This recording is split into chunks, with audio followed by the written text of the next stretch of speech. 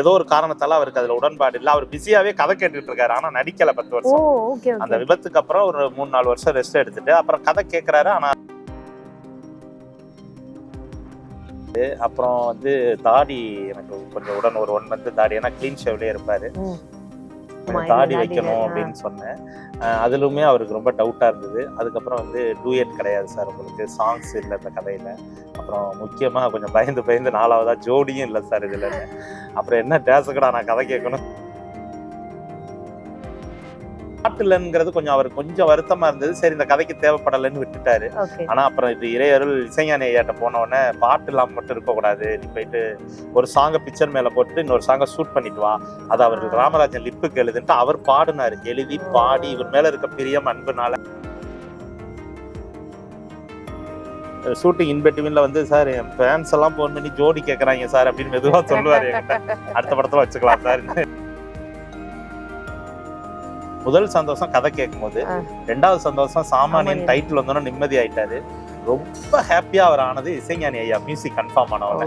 அதுக்கப்புறம் இந்த படத்தை எல்லாருமே டைரக்டர்ஸா இருக்கிறனால எனக்கு வந்து என்னன்னா, ஒவ்வொரு டைரக்டருக்குள்ள ஒரு ஃப்ரேமிங் இருக்குல்ல. 99% எதுவும் சொல்ல மாட்டாங்க, 1% அவங்களோட இன்புட் கொடுத்துக்கிட்டே இருப்பாங்க. பாஸ்கர் சார்ட்ட கூட கதை சொல்லும் போது கதை சொல்லி முடிச்சு இன்னொரு விஷயம் பேசிட்டு இருக்கும்போது டவால்னு சண்டை வந்துருச்சு 2 பேருக்கும். நான் போனை வைக்கும்போது நீங்க ஊர் பக்கம் தானே வருவீங்க, வாங்க பேசிக்கொண்டு போமா வச்சுட்டேன் போனேன். எங்க ஊருக்கார அவரு. அப்ப வந்து திரும்ப போன் பண்ணி கதை சொல்ற வைக்கிற, இதை பத்தி பேசும்போது நீ வந்து ஊர் பக்கம் வாங்கன்னு சொல்லி என்ன மிரட்டுறியா என்னையா? ஹலோ எல்லாருக்கும் மிகப்பெரிய வணக்கங்க. மிகப்பெரிய போராட்டத்துக்கு அப்புறம், மிகப்பெரிய கஷ்டத்துக்கு அப்புறம் இப்படிலாம் சொல்லணும்னு எனக்கு ஆசை தான். அப்படிலாம் ஒன்றும் இல்லை. என்னன்னா, காலையிலேருந்து ஒருத்தர் ரொம்ப எனர்ஜியா அப்படியே ஓடிட்டே இருந்தார். அவரை பிடிச்சிட்டு வந்து இங்கே உட்கார வச்சதுல மிகப்பெரிய சந்தோஷம். இன்னைக்கு நம்ம கூட சாமானியன் படத்தோட டைரக்டர் ராஜேஷ் சார் தான் இருக்காரு. அவர்கிட்ட நிறைய கேள்வி கேட்க போறோம். ஆனா என்ன கேள்வி கேட்டாலும் அவர் ஒரு பதில் வச்சிருப்பாரு. அந்த பதில் தான் சொல்லுவாரு. கதை தவிர மீது எல்லாமே பேசலாம். அவர்கிட்ட வாங்க போயிடலாம். வணக்கம் சார். வணக்கம். ஆமா தானே, நீங்க ஏதோ எல்லாருக்கும் சொல்லிலாம் கூட்டு வந்திருக்கீங்கன்னு எல்லாருமே சொன்னாங்க. ஏன் அந்த கதையை சொல்ல மாட்டீங்க? அதை மட்டும் சொல்லுங்க. இல்ல, கதை வந்து எல்லாருக்குள்ளயும் இருக்கிற ஒரு கதை, ஒரு சின்ன லைனு. பட் நாங்க ட்ரைலர் டீசர் கட் பண்ணும் போதே வந்து ஒரு சின்ன டைலமோல இருக்கணும், கதை பாதி தெரிஞ்ச மாதிரியும் ஒரு கியூரியாசிட்டி கிரியேட் பண்ற மாதிரியும். அந்த சின்ன ஒரு லைன் தான், ஆனா ரொம்ப அழுத்தமா எல்லார் வாழ்க்கையிலையும் உள்ள ஒரு லைனு.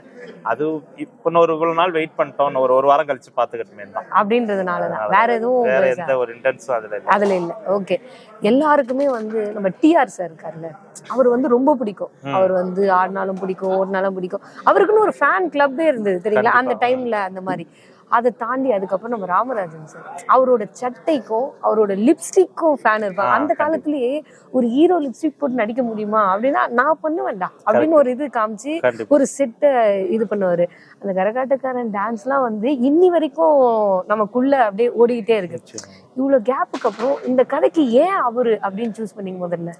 இல்ல, இந்த ஸ்கிரிப்ட் ஆக்சுவலா முடிச்சதுக்கு அப்புறமா ஒரு 6-7 பேர்கிட்ட தான் சூஸ் பண்ணிட்டு இருந்தோம். ஓகே, லெஃப்ட் ரைட் மட்டும் கன்ஃபார்ம் பண்ணோம். அதாவது ராதா ரவி சாரும் MS பாஸ்கர் சாரும் கன்ஃபார்ம் பண்ணிட்டோம். ஆனா சென்ட்ரி ஃபிகர் யாருங்கிறதுக்கு ஒரு 6-7 ஆப்ஷன் போனது. நான் ஆப்ஷனை வந்து ஆஃப்டர் ரிலீஸ் சொல்றேன். அதுல ஒருத்தவரை ஃபைனலும் பண்ணிட்டாங்க. ஃபைனல் பண்ணி போட்டோ ஷூட்டுக்கு முன்னாடி சில காரணங்களால பண்ண முடியாம போயிடுச்சு. தயாரிப்பாளர் கூட ஒரு சின்ன டிராவலிங்ல அவங்களுக்கு டான்சிங் ஆயிடுச்சு, அதனால பண்ணல.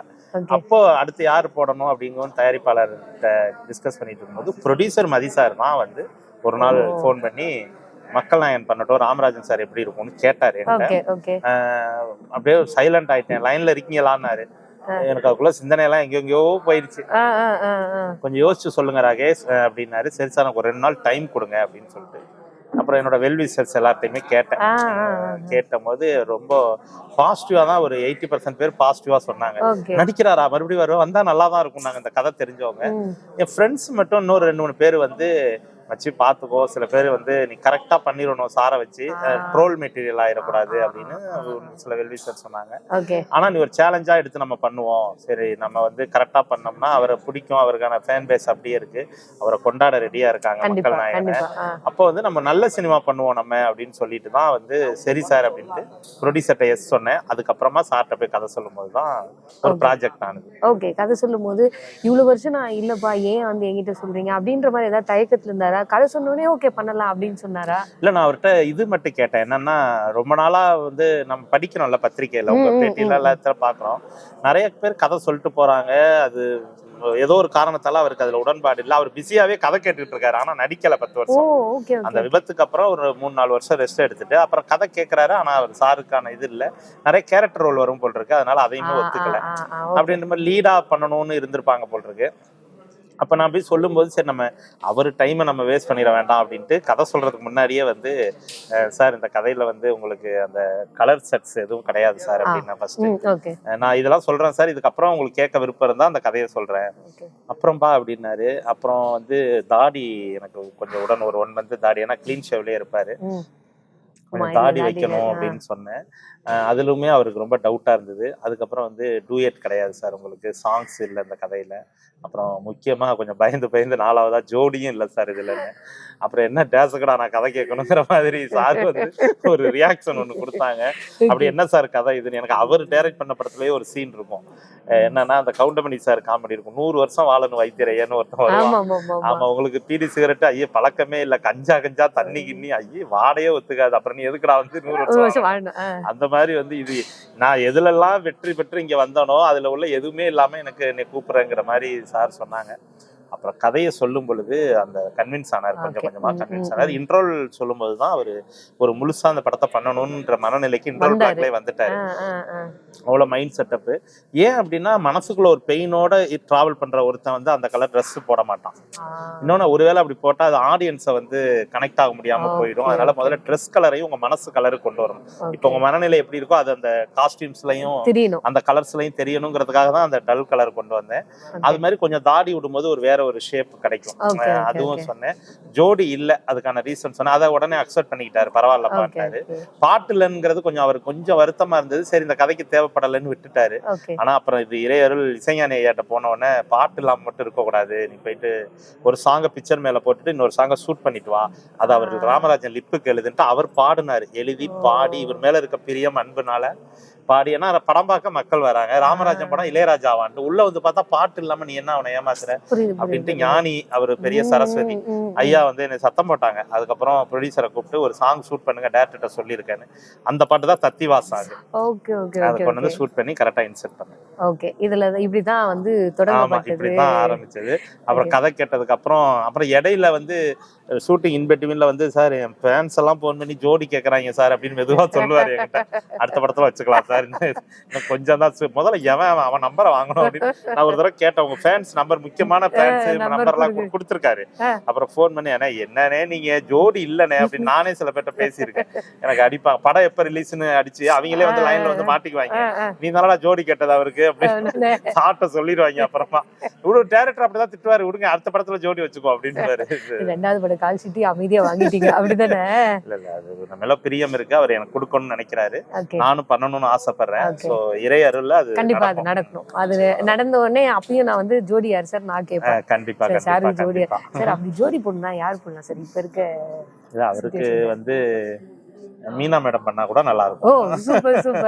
அந்த மாதிரி இருக்கணும், ஒரு ஏஜ்ல இருந்தா அவங்கள பார்த்தா பிடிக்கணும், இப்பயும் அவங்க கரெக்டா இருக்கணும், அந்த மாதிரி இருந்தா அது கரெக்டா இருக்கும். ஓகே ஓகே, படம் தொடங்கப்பட்டு இவ்வளவு தூரம் வந்துருச்சு. சாரோட பழைய படத்தோட கனெக்டிவிட்டி ஏதாவது வச்சிருக்கீங்களா அதுல? இல்ல அவரோட ரசிகர்கள் வந்து நான் ஆக்சுவலி வந்து கனெக்டிவிட்டி இல்லாம ஷூட்டுக்கு ரெடி ஆயிட்டோம். ஓகே, கம்ப்ளீட்லி ஃப்ரெஷ்ஷான ஸ்கிரிப்ட். நான் என்ன ஒரு 10% நான் கொஞ்சம் அவருக்காக கொஞ்சம் சில விஷயங்கள் பண்ணியிருக்கேன். என்னன்னா ஷூட்டிங் பார்க்க மதுரையில லொகேஷன் பார்க்க போகும்போது ஒரு அம்மா தான் லொகேஷன் காட்டினாங்க. அந்த அம்மா திடீர்னு வந்து என்கிட்ட வந்து ஏன்பா ராமராஜன் படமா எடுக்க போற? ஆமாக்கா அப்படின்னு, மாடெல்லாம் இருக்காயா அப்படின்ட்டு போனாங்க. அவங்க தண்ணி குடத்தை தூக்கிட்டு, இல்ல மாடெல்லாம் இதுல கிடையாது அப்படின்னு. என்ன ராமராஜனை வச்சு படம் எடுக்கிற, மாடு இல்லாம எடுக்கிறேன்ட்டு அதுவே சொல்லி சிரிச்சுக்கிறாங்க. எனக்கு என்னடா நானு மேனேஜரு கேமராமேன் அருள் எல்லாம் போயிருக்கோம், 2 அசிஸ்டன்ட். ஆமா, ஃப்ரெண்டு குளோத் வேற வந்திருந்தான். என்ன மச்சி இப்படி கேட்டு போயிட்டாங்க, இவ்வளவு உளுந்து கதை பண்ணி கிடைச்ச மாடு இல்லையான்ட்டு, இதனாலே எதுவும் படத்தை இது பண்ணிட போறாங்க மச்சி அப்படின்னா. இவங்களை எல்லாம் முதல்ல ஏமாத்த கூடாது, அவரோட ஆடியன்ஸே இவங்க தான் அப்படின்னு அவன் சொல்ல. சார் இருங்க வரேனாக்கா இங்க வாங்கக்கா அப்படின்னு சொல்லி போனை போட்டு ராமராஜன் சார்ட்ட கொடுத்து, சார் உங்கள்ட்ட மாடு இல்லைன்னா நீ என்னைய அவரை வச்சு படம் எடுக்கிற அப்படின்னு திட்டுறாங்க சார், தான் அந்த அக்காட்ட கொடுக்குறேன். அந்த அக்கானும் அப்படியே அவ்வளவு சந்தோஷம், பிறந்த பையன் அடைஞ்ச மாதிரி ஒரு சார்ட்ட பேசிட்டு, ஐயோ ராமராஜன் பேசுறாரு அப்படி இப்படின்னு. ஆமா நீங்களே டைரக்டர்கிட்ட சொல்லுங்க, அவர் அதெல்லாம் வைக்கல இந்த படத்துல அப்படின்னு என்னைய வேற சொல்லிட்டாரு. ஆமா. அதுக்கப்புறம் நான் இங்க வந்து வில்லேஜ் போர்ஷன் இருக்கு கதையில, அதுல ஒரு லேயர் மட்டும் ஆட் பண்ணேன். மாடு வந்து ஒரு சின்னதா ஆட் பண்ணி அந்த மாட்டுக்கு செண்பகன் பேர் வச்சு ஒரு சின்ன பிளே இருக்கும் அதுல. அது கதை கெடாம அழகா சேர்த்துக்கிட்டேன். சோ அப்பதான் வந்து என்ன எல்லாரும் பசுநேசன்னே சொல்லுவாங்க.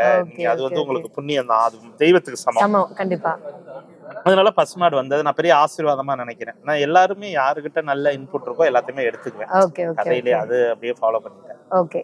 அப்படி வந்து அப்போ ஒரு ராமராஜன் சார் திரும்ப அந்த அவரோட சாங்ஸ்லயே சில இத ரசிகர்களுக்கு கனெக்ட் பண்ணிருப்பேன் சில இடங்கள்ல. Okay okay. சோ இதெல்லாம் தான் வந்து இப்ப இருக்க எங்க மக்களுக்கு வந்து ரொம்ப பிடிக்கும். அத வந்து மேட்ச் பண்ணி பாக்கும்போது, ஏன்னா லியோ படத்துல அந்த ஒரு பாடல் தான் அது எந்த அளவுக்கு எந்த அளவுக்கு இம்பாக்ட். படம் பெரிய படம், அதெல்லாம் தாண்டி அந்த ஒரு சின்ன பாட்டு எவ்வளவு பெரிய, அது என்னன்னா இம்பாக்டை விட அந்த சீரியஸான படத்துல உண்மையா சொல்ல போனா அந்த செகண்ட் ஹாஃப்லாம் அவ்வளோ ஒரு சீரியஸா அவ்வளோ ரிலாக்ஸேஷன் ஃபர்ஸ்ட் ஹாஃப்லயே வரும்னு நினைக்கிறேன். அவ்வளோ பெரிய ரிலீஃப் கொடுத்தது அந்த சாங் தான். அது வந்து ஒரு மிகப்பெரிய ஒரு யோசனையா. அதனால தான் நான் கேட்டேன் சாரோடதுன்னு. ஏதாவது பழைய கனெக்ட் ஆச்சுன்னா ரெண்டு மூணு பாடல்கள் இருக்கு, ஏன்னா ஓல்ட் ஆடியன்ஸ்லாம் உள்ள வரும்போது அது கனெக்ட் ஆகும். அவங்கள மெதுவா கனெக்ட் பண்ணி தான் நான் இதக்குள்ள கூட்டிட்டு வந்தேன். எடுத்த உடனே நான் கேர மாத்தல, என்னன்னா நம்மளால காணணும்னு சொல்லிடுவாங்க உள்ள வந்து. அதனால மெதுவா மைல்டா கூட்டு வந்து படம் ஆரம்பிச்சு 15வது நிமிஷம் கூட்டு வந்துட்டேன். 2K கொண்டு வந்தாச்சு. ஒரு அப்படியே போயிட்டு இருக்கோம். அதுக்கப்புறம் வேற படமா. ஓகே, இது அப்படியே அக்செப்ட் பண்ணிப்பாங்களா? ஒரு 80s கிட்ஸ் 70s கிட்ஸ் வந்து அவரோட ஃபேன்ஸா இருந்தாங்க. அப்புறம் 90s கிட்ஸ் கூட ஓகே. ஒரு 2K கிட்ஸ் வந்து ராமராஜன் சார் படம் பார்க்கணுமா அப்படி யோசிப்பாங்க? இந்த கேள்வியவே ஒரு சீனா வச்சிருக்கேன் அருணாய் நிசாமிடம் வச்சு. இந்த கேள்விக்கு பதில் வந்து அருணாய் நிசாவும் நம்ம வினோத்தும் பண்ற மாதிரி ஒரு விஷயம் வச்சிருக்கேன். அது கண்டிப்பா ஒத்துப்பாங்க.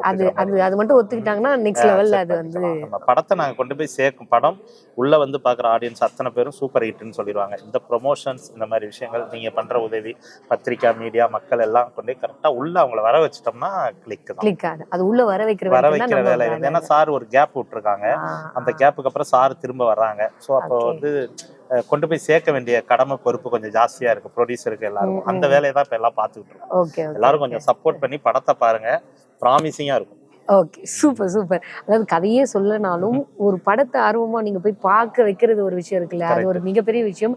இவ்வளவு நேரம் பேசின எல்லாரோடதும் டைரக்டர் என்ன சொல்லிட போறாரு, கதை சொல்ல போறது இல்லை, அப்படி வேற என்ன சொல்ற போறாரு, இது வந்து அவ்வளவு லென்த்தான ஒரு விஷயமா இப்போ ஒரு சாட்டிஸ்பேக்ஷன் வந்துச்சு. கண்டிப்பா படம் கதை வேணாங்க, இதெல்லாம் சொன்னீங்களே இது போதும், இதுல ஒரு சாட்டிஸ்பேக்ஷன். ஏன் சாமானியன், அவன் ஒரு சாமானியன் அதனாலயா? இல்ல அப்படி இல்ல, டைட்டில் வந்து நரைமுடி இதோட முதல் டைட்டில். நம்ம ப்ரொடியூசர் ரிவீல் பண்ணிட்டாங்க, அதனால நானும் சொல்லிடுறேன். அப்புறம் சார்ட்ட வந்து கதை டைட்டில் என்னையா நரைமுடியோ, ராகேஷ் சாப்பாட்டுல முடி விழுந்தாலே தூக்கி வெளியே போட்டுருவோம், அது ஒரு மாதிரி முடிகிட்டி எல்லாம் வைக்க வேணாம் அப்படின்னாரு. அதுக்கு சென்ஸ் இருக்கும். என்னன்னா அந்த கிரே ஹேர் வந்து இருக்கிற ஒரு 3 பேர் ஒரு விஷயம் பண்ணாங்கன்ற சென்ஸ் அது. பட் அந்த சென்ஸ் அவர் ஒத்துக்கல. அப்போ நம்ம ப்ரொடியூசர்ட்ட ஆல்ரெடி இருந்த ஒரு விஷயம், ஒரு சாதாரண மனமே இப்படி பண்றான்னு போது டக்குன்னு சாமானியன் வந்தது. அந்த டைட்டில் நம்ம ப்ரொடியூசர்ட்ட வேற ஆல்ரெடி இருந்தது. அப்போ அதே டைட்டில் வச்சிடலாம் அப்படின்னு. சூப்பர்ல, எல்லாமே அந்த கரெக்டா ஸ்பான்டேனியஸா சொன்னோனே அவர் ரொம்ப குஷி ஆயிட்டாரு. அவர் 2 இடத்துல பயங்கரமா சந்தோஷப்பட்டாரு. என்னன்னா முதல் சந்தோஷம் கதை கேட்கும் போது, 2வது சந்தோஷம் சாமானியன் டைட்டில் வந்தோன்னு நிம்மதி ஆயிட்டாரு. ரொம்ப ஹாப்பியா அவர் ஆனது இசைஞானி ஐயா மியூசிக் கன்ஃபார்ம் ஆனவங்க. அதுக்கப்புறம் இந்த படத்தை அவர் கொண்டாட ஆரம்பிச்சிட்டாரு ராமராஜன் சார். அந்த முக மலர்ச்சி இந்த படத்துல தெரியும். கிளைமாக்ஸ் எல்லாம் நடிக்கும் போது செமத்தூளா நடிச்சாரு. இதுக்கெல்லாம் எங்க அண்ணன் இப்படி மியூசிக் போடுவாரு அப்படி மியூசிக் போடுவாருன்னு சொல்லியே நடிச்சாரு. கிளைமாக்ஸ் எல்லாம் அந்த ஸ்பேஸ் அது எல்லாமே பக்கா. 2ஆம் பாதி வந்து உங்களுக்கு வந்து, அதாவது முதல் பாதி வந்து நல்லா இருக்கும், சூப்பரா இருக்கும், ஓகே ஹாப்பி. 2ஆம் பாதியில வந்து இசைஞானி ஐயா வந்து பிச்சிருப்பாரு.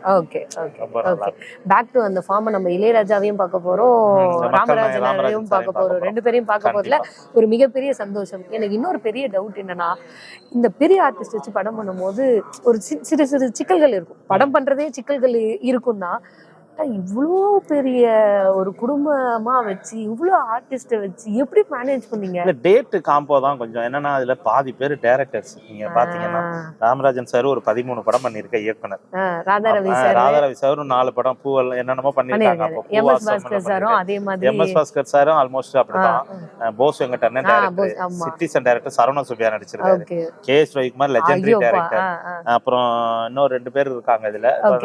பசங்க ஒரு 3 பேர் நடிச்சிருக்காங்க. அதுல ஒருத்தர் படம் பண்ணிட்டு இருக்காங்க. எல்லாருமே டைரக்டர்ஸா இருக்கறனால எனக்கு வந்து என்னன்னா ஒவ்வொரு டைரக்டருக்குள்ள ஒரு ஃப்ரேமிங் இருக்கும்ல.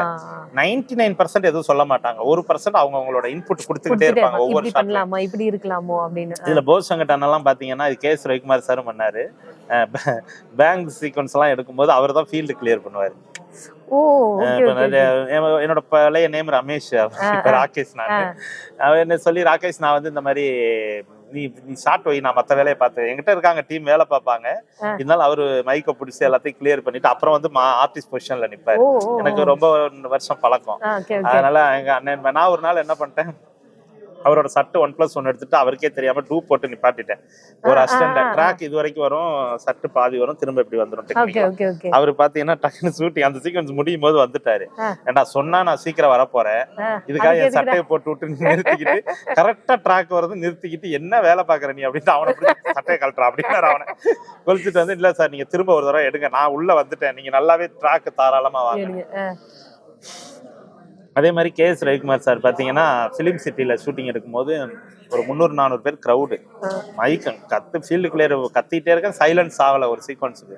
மைக்கை புட்டிங்கி சொல்லிக்கிட்டே இருக்காங்கல்ல அப்படின்னாரு. ஒரு அப்படியே பின் டாப் சைலண்ட் ஆகிட்டு எனக்கு அவ்வளவு ஹெல்ப் பண்ணாரு. அவருமே என்னன்னா அது மாதிரி அவர் நிறைய ஐடியா கொடுப்பாரு. வந்து டே மழை பெய்யற மாதிரி இருக்கு, நீ பாட்டுக்கு லேட் பண்ணிட்டு இருக்காம மழை வந்துட்டா என்னடா பண்ணு. ஏன்னா கம்ப்ளீட்லி எக்ஸ்டீரியர் ஃபுல்லா ஃபயர் சர்வீஸ் இனோவா அது இதுன்னு நிறைய ஒரு 20 வெஹிக்கிள்ஸ் வந்திருக்கு கதை ஃப்ரேம்குள்ள. ரெயின் எஃபெக்டா மழைகளை பெஞ்சிச்சுன்னா என்னடா பண்ணுவோம்னா இந்த டென்ட்டுக்குள்ள போயிடலாம் சார் அப்படின்னு. அது எவ்வளவு நேரம் எடுப்பாரு? 2 ஹவர்ஸ்ன்னு. ஃபுல்லா மழை பெஞ்சா என்ன பண்ணுவாரு? பதில் இல்லை, எனக்கு மழை பெய்யாதுன்னு எப்படி சொல்லக்கூடாது. மழை பெஞ்சா என்ன பண்ணணும், ஒரு ஆப்ஷனோட வரணும். நீ ஆப்ஷன் 50% தான் வச்சிருக்க, அந்த தப்பை நீ செய்யக்கூடாது. நீ வந்து ஆனா உன் நேரம் மழை பெய்யல இது வரைக்கும், ஒரு 2 ஹவர்ஸ்ல நின்றும் நீ நினைக்கிற நிக்கலாம் என்னங்கிறது நம்ம கிட்ட இருக்கணும் அப்படின்னு எனக்கு ஐடியா கொடுக்குறாரு. சோ அதுதான் கேஎஸ் ரவிக்குமார் சார். அவருக்கு வந்து தயாரிப்பாளர் பத்திய சிந்தனை தான் எனக்குமே இருக்கும். அவருக்கு வந்து பிள்ளைக்கு மழை பெஞ்சிடக்கூடாது, வரணும். காலைல கிளம்பும் போதே டே என்னடா இப்படி இருட்டிக்கிட்டு நிக்குதுன்னாரு. வீட்டுல இருந்து கிளம்பும் போதே இல்ல சார் பாத்துக்கலாம் சார், அது கலைஞ்சிருமா சார் மேகம் அப்படிலாம் சொல்லிதான் வர வச்சேன். அவர் அவ்வளவு கேரிங்கா உள்ளவர். அதே மாதிரி ஒரு கிரீன் மேட் ஷாட் கையில மொபைல் போன் எடுக்கும்போது ஒரு 10 நிமிஷம் டிலே ஆயிடுச்சு அதை கரெக்டா கொண்டு வரதுக்கு. அது துக்கடா சாட்டா ராகேஷ், இது பெரிய பெரிய சாட்டெல்லாம் அசால்ட்டா எடுத்துட்டு இந்த மாதிரி 4 சாட்டு தான் லேட் பண்ணும். எல்லாருக்கும் உள்ளதுதான், இதுதான் நம்ம லேட் பண்ண விடக்கூடாது, சீக்கிரம் சீக்கிரம் சீக்கிரம் விரட்டி தள்ளிடுவாரு அவரு. அந்த மாதிரி கேஎஸ் ரவிக்குமார் சார். சோ எல்லாரும் அவங்க அவுட்புட் கொடுத்தாங்க. நான் அது ரொம்ப பெரிய பிளஸ்ஸிங்கா நினைக்கிறேன்.